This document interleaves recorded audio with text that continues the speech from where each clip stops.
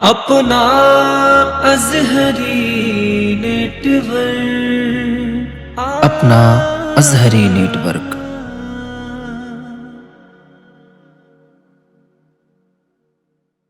गरीब बच्चियों के निकाह की बोल होती है तारीफ नहीं होती है?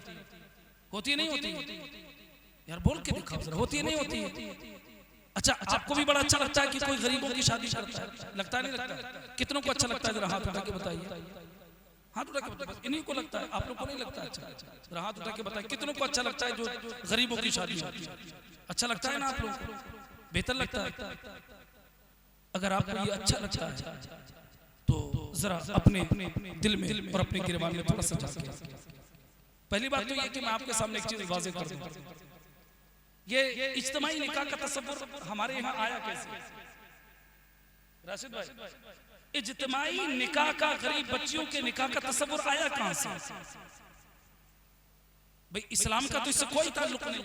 अगर हकीकत की रूह से देखा इस्लाम में तो ये कुछ ऐसा है ही नहीं कि इज्तिमाई शादियां हों और उसमें सब गरीब बच्चियों की शादियां हो, निकाह कराए जाए, उसके अलग से एहतमाम किए जाए।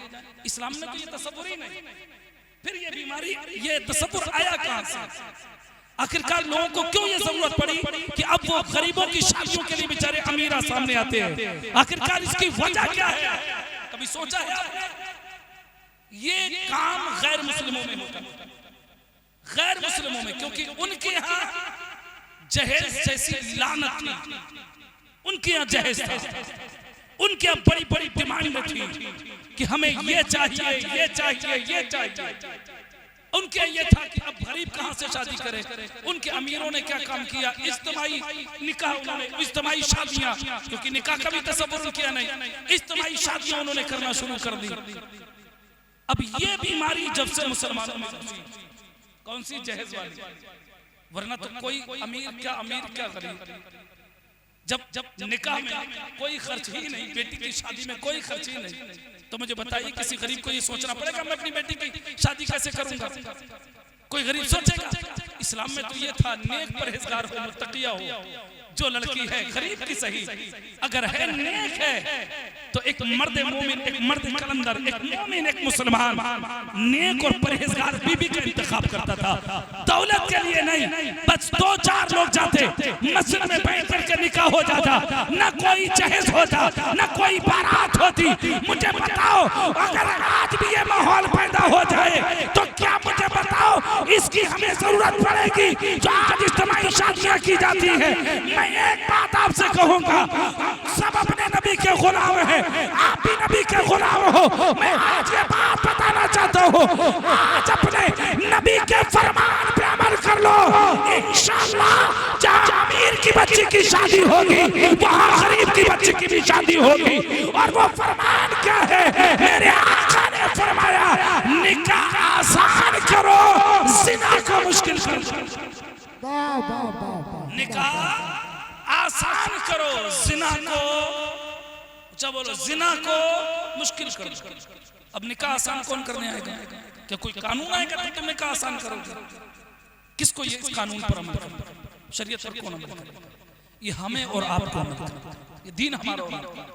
आपको अच्छा लगता है ना कोई इज्तिमाई शादियां करता है ना, आपने कहा ना, तो यार ये सब आप भी कमा सकते हो ना। अगर आप शादीशुदा नहीं हो, गैर शादीशुदा हो, बताओ, अगर आज से ये नियत लेकर के जाओ, और मेरे इमाम ने तो बहुत अच्छी बात फरमाई ना, आपको ये फिक्र है ना कि इर्तिदाद का मसला बड़ा चल रहा है, इससे कैसे रोका जाए और अपने मुआशरे में दीन कैसे पैदा किया जाए। तो सरकार आला हज़रत से पूछा गया कि हुजूर बच्चों के माँ बाप पर हुकूक क्या है?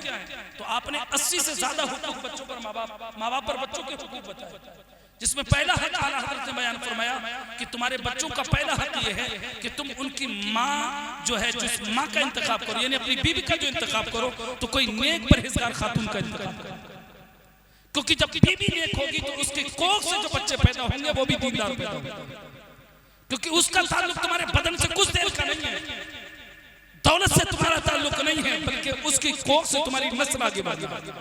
तुम चाहते हो कि तुम्हारी नस्ल परहेजगार हो, दीनदार हो, तो उसके लिए तुम्हें नेक परहेजगार बीबी का इंतखाब करना पड़ेगा, किसी दीनदार लड़की का इंतखाब करना पड़ेगा। अगर इसका अपने इस पर अमल कर लिया तो मुझे यकीन है कि हमारी नस्ल आगे बढ़ेगी, इनकलाब पैदा होगा, दीन आगे बढ़ेगा। और फिर देखना इन माओं के पेटों से, क्योंकि जो नेक माएँ होती हैं ना, उनके कोख से जो बच्चे जन्म लेते हैं वो बच्चे कोई काम नहीं होते हैं। और नेक माँ अगर देखना है तो किसी और को मत देखो, बल्कि सरकार गौसे आजम को देखो।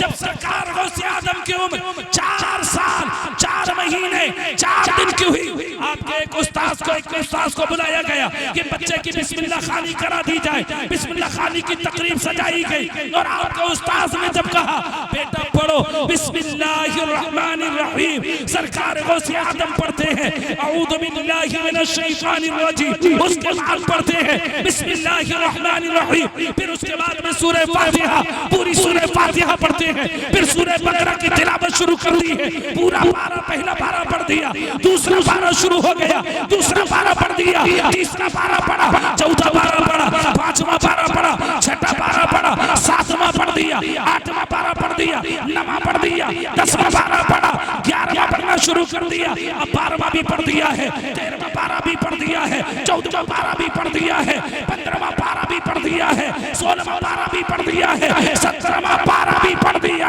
अब 18वां पारा शुरू कर दिया है। और 18 पारा पढ़ने के बाद सरकार गौसे आदम रुकते हैं। आपके उस्ताद ने कहा बेटा 18 पर बस करो, आगे बढ़ो।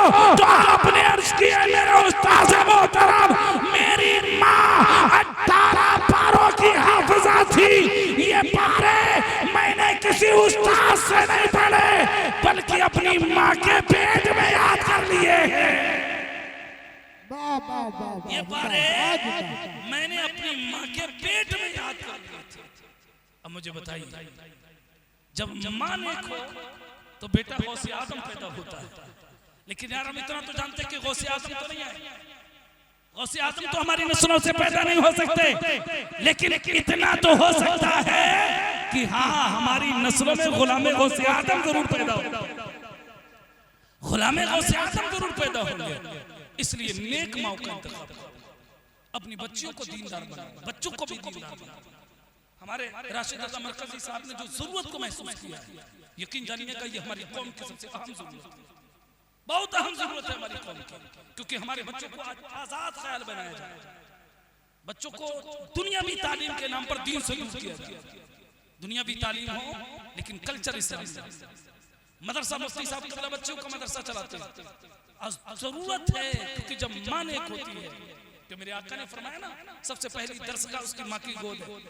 और मेरे आका करीम अलैहिस्सलाम ने इरशाद फरमाया इल्म दीन हासिल करो माँ की गोद से लेकर कब्र तक।